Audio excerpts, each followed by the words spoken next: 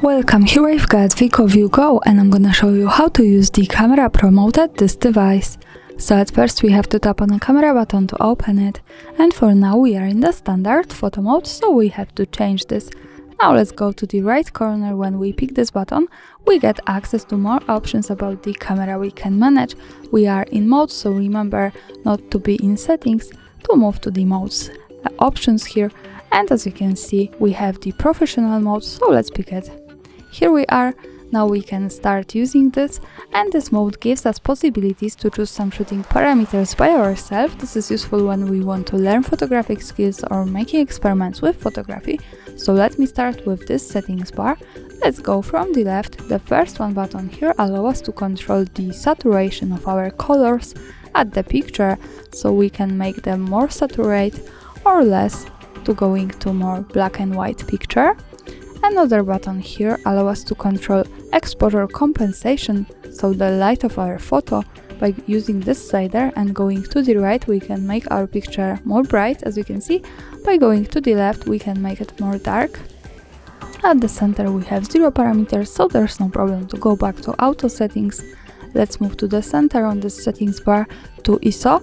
Here we can control camera sensitivity to light, and by using this slider we can make it less sensitive from 100. By going to the right, we can make it more sensitive to 1/6000 of it. So I think this spectrum is enough to this kind of camera.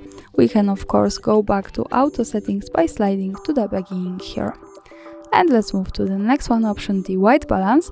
Here we can control the temperature of our picture. By using this slider, we can pick from incandescent light, then daylight, fluorescent light, and the cloudy light. So it depends from the light we have in the area where we take a picture, and this is kind of balance between the blue and the orange light. And at the beginning of the slider from the left we have auto white balance, so there is an easy way to go back to auto settings with that.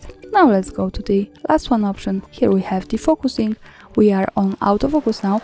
By using this slider we can change it to the manual and we can focus easily like that. So for now let me use all of these settings to take the picture. Let's stay on focus here, the white balance, maybe fluorescent light, the ISO here 200, maybe a little bit brighter, and a little more saturation. To see the picture, let's move to the left to the button that follows us straight to the gallery. And this is how it looks like. I suggest you to making experiments with all of these settings and just have a good fun. Thanks for watching, subscribe our channel and leave the thumbs up.